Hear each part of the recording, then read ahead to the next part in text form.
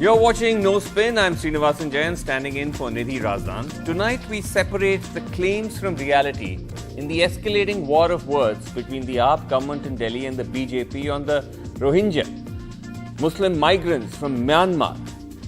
Both parties have targeted each other for sheltering the Rohingya, who according to them are a terror threat, a claim made without basis.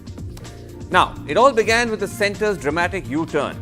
First, on Wednesday, Union Urban Development Minister Hardeep Puri tweeted that all Rohingya refugees in Delhi would be shifted to economically weaker section or EWS flats in West Delhi and given round-the-clock police security as a sign of magnanimity of the Modi government.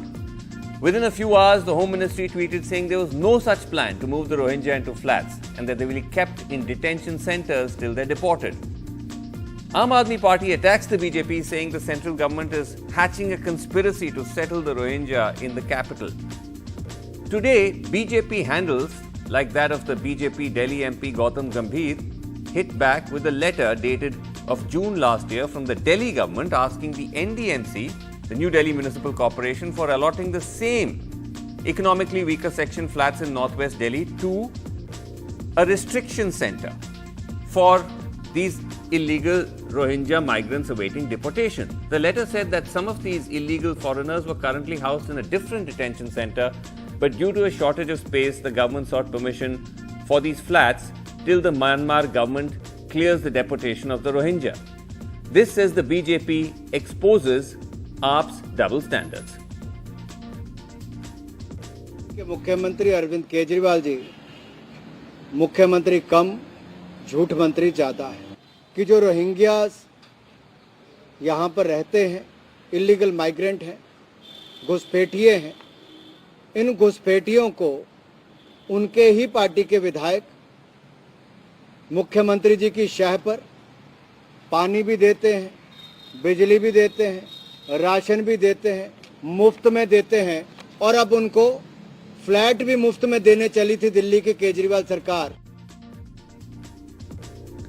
Aam Aadmi Party's Deputy Chief Minister hit back, saying it's the centre that's trying to settle Rohingyas and Bangladeshi Muslims who, according to Mr. Sisodia, are a national security threat.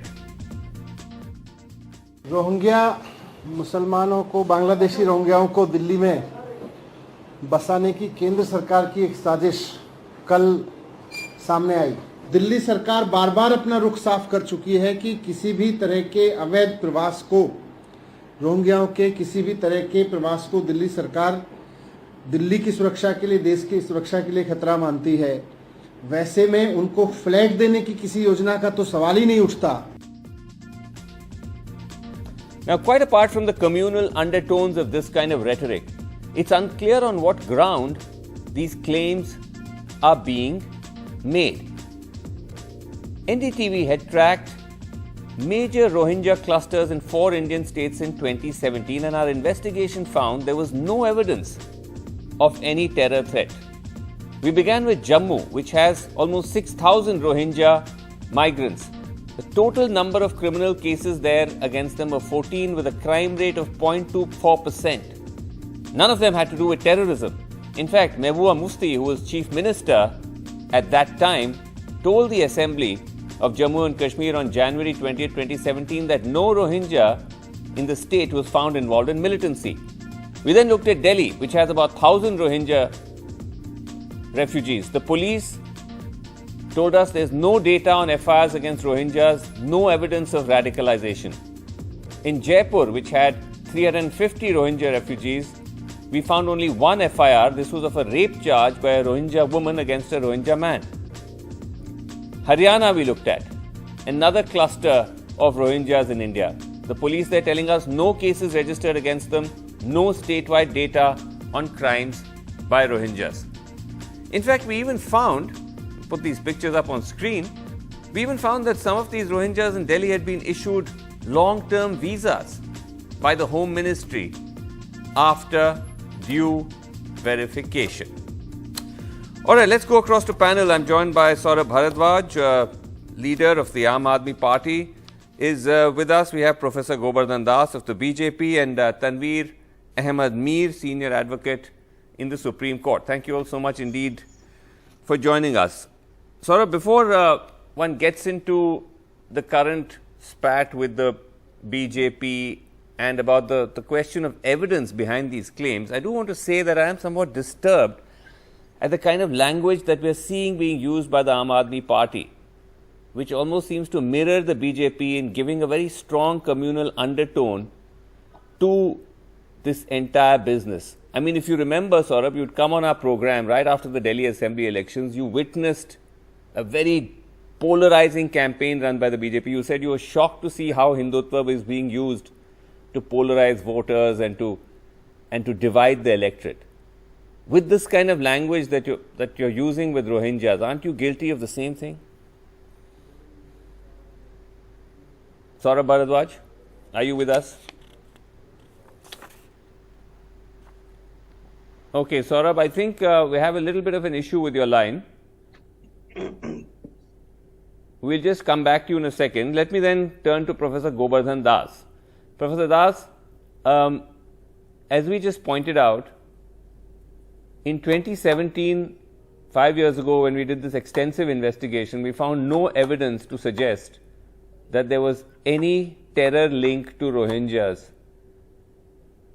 What is the evidence that the BJP and the central government have to make these kinds of assertions? Good evening, Srinivas, and good evening, my fellow panelists. I'm really, you said you are disturbed. I'm disturbed by your words. That's because these are the illegal immigrants coming from Myanmar, and there's no other countries are hosting them. There are no other countries is taking them. They are coming to India. They are entering through the Bengal border. Where is the evidence of terror threat? Come on, let me tell you. So do you want any illegal immigrants to live in your country? Answer me the question first. Do you want any illegal immigrants to live in your country? India has taken countless immigrants from its neighbors. When they flee for various reasons, they come in as illegals.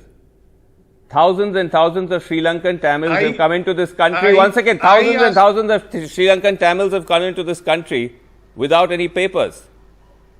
You have a problem with that? So, very good. Now you answered the question. Yes, India accommodates all those who are coming from various countries and all immigrants, irrespective of their religion and the origin. Right. Very good. But do you want the Rohingyas to come in this country? I think no. Why? Why? It's because if you go back to their origin, they're coming to the Myanmar. I was just reading Amnesty International, the magazine. Sir, I'm asking you a direct question. I'm not interested in a history lesson. I'm asking you at the level of the government. Yes. 1 second, sir. At the level of the government, at the level of the official information with the government, what is the evidence that they constitute a terror threat? Yes, Srinivasan ji. Do you know that the Rohingyas, they were killing the Hindus for decades? Sir. They are Army, Arkan Rohingyas, Salvation Army, sir, ARSA.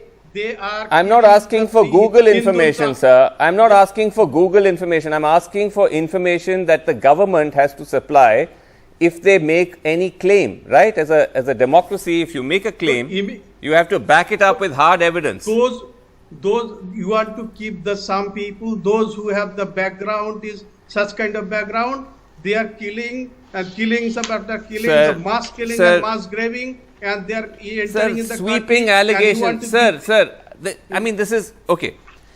This is the proven fact. This is the quality of evidence. No wonder, as I said, it's so difficult to have an informed debate. I'll come back to you. Let me go to Saurabh. Sorry, Saurabh, we seem to have lost your line. Are you back with me now? Yes. I don't know if you had a chance to hear my question, but I was just saying that as a starting point, I was very disturbed to hear this kind of rhetoric. We may hear it from the BJP, but to hear it from the Aam Aadmi Party, what we heard Manish Sisodia and others say, seems deeply concerning. I was pointing out to how, Saurabh, you'd come on our show right after the elections, after a very polarizing campaign in the Delhi Assembly elections run by the BJP. You said how disturbed you were to see that in your own constituency.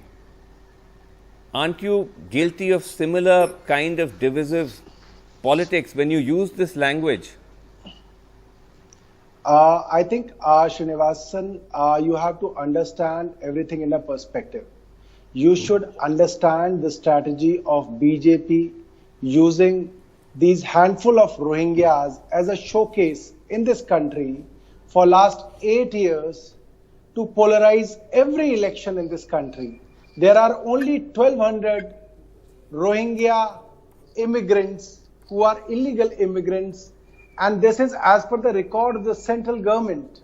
Yes. Now, on the basis of these 1,200 Rohingyas, Yeah. the central government is able to polarize every election in Delhi, whether it's a Lok Sabha election, whether it's a Vidhan Sabha election. But now, Saurabh, your own now you understand. your own leader. Yeah, I'm saying. Let me just finish. Srinivasan. just Manish let me Sisodia finish. is saying the Now- same thing. He's saying we constitute their presence a national security threat. This is exactly the So what the I am BJP is saying doing.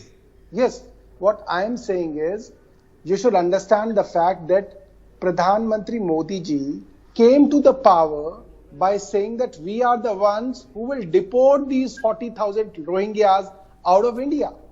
And we want to expose the Prime Minister and the central government that in last 8 years, they did not deport any Rohingya out of this country. They don't even have but the Saurabh, numbers. but Saurabh, one second. That's not the point. The point is you are making the same allegation against the Rohingyas that these people are a threat. They're a national security threat. We just heard Manish Sisodia say that. My point is, Saurabh, let me finish the question. I'm saying my point is, where is the evidence of that? This is Yes. exactly what I was Srinivasan, asking Professor Das. There's no, without Srinivasan, evidence, this becomes a very dangerous, divisive kind of, Yes. commentary. So I must tell you that Delhi government, the elected Delhi government, doesn't control the law and order of Delhi.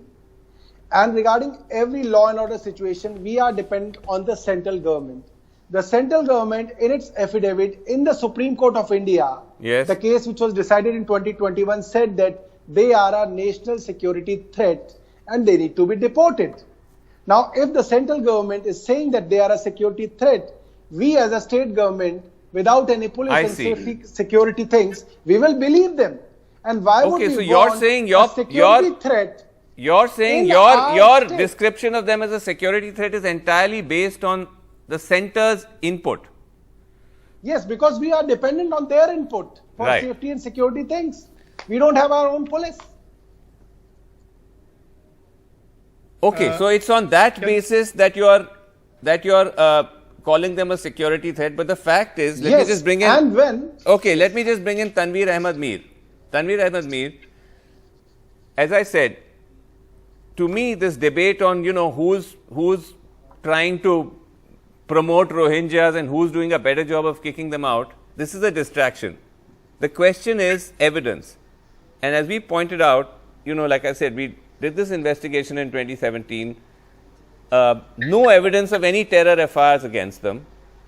Chief Minister of Jammu and Kashmir in the Assembly says not a single FIR, no evidence of any involvement of Rohingyas in terrorism. If the needle since then has moved, that data or information has not been made public. Does that, Tanveer Ahmed Mir, simply raise the question that this is essentially, again, this is a way of, this is divisive politics? Oh, 100%, Srinivas, this is nothing but distractions. And we can understand that the political spokespersons have their own objectives. The misfortune here is that on a daily basis, I as a practicing criminal lawyer, I have not seen even a single Rohingya ever indicted in a UAPA case anywhere in India reported till date. Now, a national security threat of about 300 people or 1,000 people in Delhi, 300 people in Jaipur, 1,000 somewhere in Jammu, or 1,000 odd in Delhi. I think amidst the Rohingya debate, there is a hidden agenda. That is to identify the Bengali speaking Muslim people and term them as Rohingyas and see to it that at some point of time there is orchestration of a communal flare-up and run these rhetorics of putting people in detention centers. Right. That is what all brought in the CAA agitation. Okay. And then that is a very, very rich feeding ground for communal politics, and then to have a rich dividend in political benefit. Okay, let me get... The misfortune is the society at large. The main issues get evaded. Right. We're very short on time. I'm just going to go back to Govardhan Das to see if you would like to maybe reconsider the position you've taken, because as I said, on our side, we've just heard Tanveer Mir as well. Hard evidence which does not indicate any terror link of Rohingyas in India. Still to hear from you, what is that basis on which this claim is being made? Srinivasan ji, I think the background checking is very important, and background checking, if you look at the history, the Rohingyas are the violent, they are the killers. Sir, this is sir, I cannot permit this kind of sweeping generalizations. That's absurd. That's like saying because of the LTTE, because the LTTE is a terror organization, you smear all Sri Lankan Tamils. They may be terror outfits. The Rohingya, like many communities, may have militant or extremist wings. Irrespective does of that then mean you smear the entire community?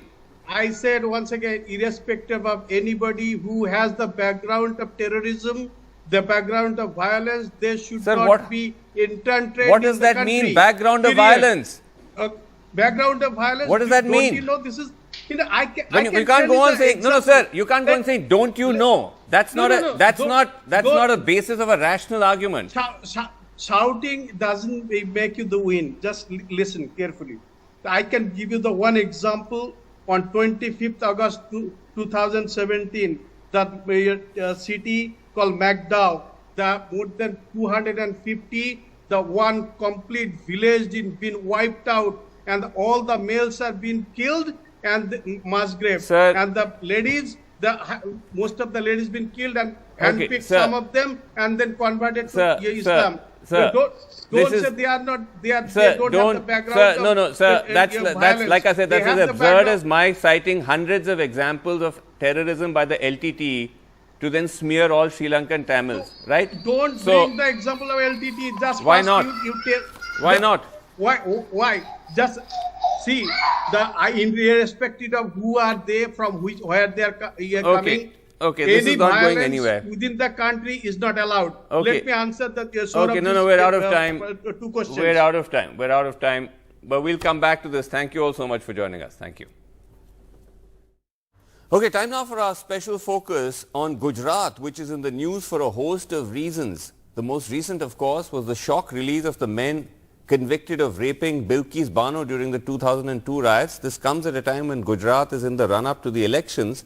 But we've also seen an SIT being formed by the Gujarat police to probe those that they believe were wrongly trying to frame Narendra Modi and others for their role in various encounters and including in the riots. So we're actually joined by Mumtaz Patel. She's the daughter of late Ahmed Patel, who is of course the key Congress strategist and advisor to Sonia Gandhi. Thank you very much indeed, Mumtaz Patel, for joining us.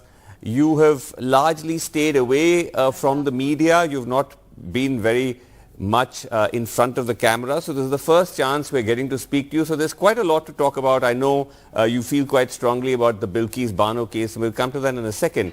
But also because we haven't really had a chance to talk to you since, the charges were framed, or the SIT was formed to basically probe charges against your father with the accusation that he was part of this conspiracy, along with others like Teesta Setalwar, to try and falsely implicate Narendra Modi, who was then Chief Minister of Gujarat. What is your response to that? So, I mean, I've repeatedly said, why have these charges come up now, 6 months before the Gujarat election? Why did they not come up when my father was alive? I know that there's an SIT committee that was formed. I know there was an investigation. But it's not as if these witnesses would not have whispered such a big conspiracy like this ever, you know, with the government in Gujarat as well as in the center in the last 8 years. It's a huge accusation, it's a huge controversy, and it would have been like ideal to use it against my father when he was alive. So I don't understand. I feel that it is being used now to target the Congress president. I mean, that is the only reason I see, because if you're going to investigate in court also, where are you going to get the answers from? My father's not there anymore. But Mumtaz, you realize that the context to this was the Supreme Court order which dismissed the petition, or the revision petition in the Zakia Jafri case, and in doing so indicated that the petitioners had malified motives and said action should be taken against them, and that's what triggered the SIT and brought your late father under its scanner. No, fair enough. I understand all that. I understand how the system works. However, you know, I mean, before it comes to court, this is India. I mean, this is even media. You come to know these kind of things anyway in whispers. If this was the case, why did it not ever come up? Why was this particular thing not investigated? Forget the SIT about Zakia Jafri or about Teesta Setalwar, you know. My father conspiring to bring down a government on behest of Mrs. Gandhi, that was big news, and that could have been brought up even during the UPA years. Sure. But are you saying in effect that these charges are false?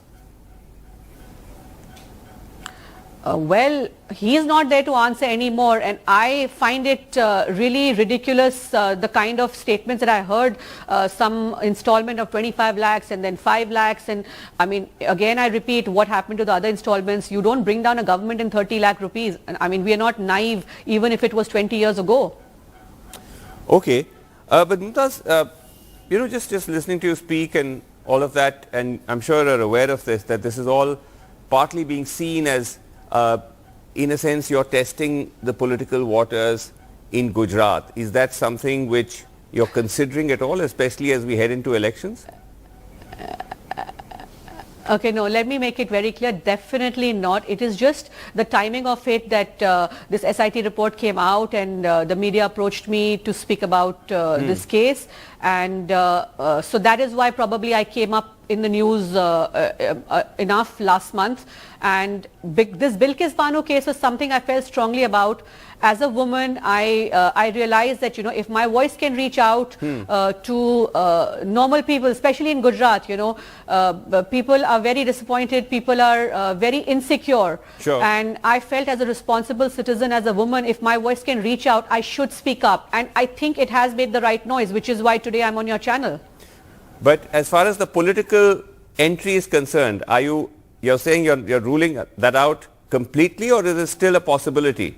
Are you talking about Vidhan Sabha elections, electoral politics? Yes, or any kind of politics.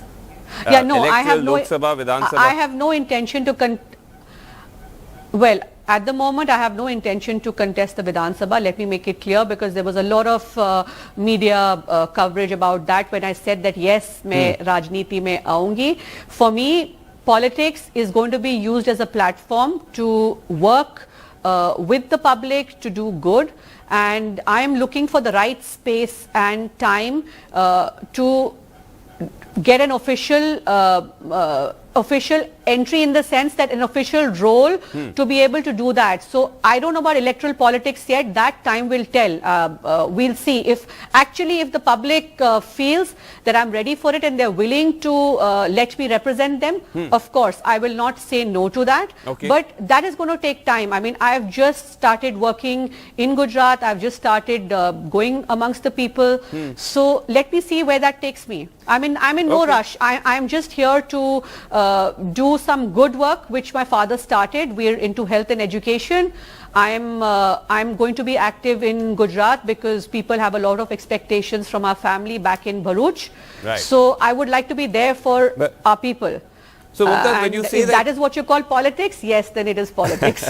Okay, so you did say that you're kind of also looking to see if you find the right platform and the right space, and if you get an official kind of call up. So is it fair to assume that the Congress for you is the right platform in the space? Is it, your father... Are you baiting me right now? No, These questions? No, I'm not baiting you. Our I'm just family asking you a follow-up. Okay, no, our family has been associated with the Congress now for decades plus. So Congress is, of course, a major part of our life. But at the moment, I haven't even joined the party officially. Let me make that clear. I'm simply, right now also, I'm simply here. You introduced me as Ahmed Patel's daughter. So whatever love that I'm getting, whatever respect that I'm getting, whatever expectations people have from me is only because I am his daughter, and I would like to live up to that name. So that's all I want to say at this point of time. Okay, fair enough. But the fact is, Mumtaz, that the Congress seems to have had a kind of interesting relationship with your father, because you must have seen the tweet from your brother Faisal, who tweeted recently saying that he's waiting for some word from the High Command. He's frustrated, ready to give up, is considering other options. Right. So I don't think considering other options did not mean anything more. And I think I would like to take this opportunity again, since I am on a mainstream channel, to say that Faisal took it very hard. Faisal took my father's death very hard. I think it affected him severely. He went into deep depression last year, and then he ended up with a brain infection, which has caused a lot of health issues for him. Oh, I'm sorry to hear that. There are times when, yes. So I think I should make it very clear. So, there are times when he's upset and he's low, or he's angry and he's frustrated. So time and again he's tweeted a few things which he should not have. So I don't think, people, then make a big deal out of it. But I would like to make it clear that don't take all that very much into consideration at this point of time. Okay, the reason why I ask this, Mumtaz, is because when you talk about things like Bilkis Bano, about which you feel strongly, a lot of this is ultimately got to do with political outcomes, right? Who's in charge and who isn't. As it happens, it's a BJP government. In the state, it's a BJP government which released those men. Now, one of the criticisms, of course, of the Congress has been that it's been now, almost 3 decades that there's been no Congress government in Gujarat, since 1995. Elections are just a couple of months away, and we see virtually no activity on the ground. Of course, this is a view from sitting in Delhi, but even from here one can sense there's no sense that the Congress is even remotely in the fight. Isn't that a problem? To be honest, I don't know if I should be saying this, but I think I will, as a concerned citizen. I'm going to say it as a citizen, as a concerned citizen, nothing to do with the Congress party, anything. But I feel, you need to be connected on the ground, and that is where we've lost at some level. That is where we are lost at some level. And I think major changes need to be made. That's why I was very confused till about a year ago, and then I realized, no, I consider myself youth. I think I'm educated. I think I have opinions. I think I'm a good citizen of the country. So I would like more people like this to come forward and be the change. So we need to change the system. We need to have new ideas. We need to have people who are willing to connect on the ground with people in their language, in their way. I think we need to go beyond this whole caste, religion, creed, politics at this level. It's just become very murky right now. It's about power. It's about bringing down governments. It's about, taking over somebody's seat. This is what everyone is consumed with. Everyone, and so we need to think of the public, because that is what you are in politics for, right? That is why you get elected and you come into power, because you have to represent your people, your country. Sure. So when you talk about the fact that there is a certain lack of connect, that attitude needs to change. Okay. So when you talk about this need for change and you say there's a certain lack of connect, do you think that the Gandhis are doing a good job of running the Congress, or is there a problem?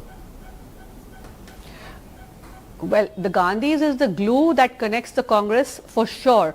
But I think that there has to be free run for a lot of people who have the right ideas, the right motives, and can, make the party stronger.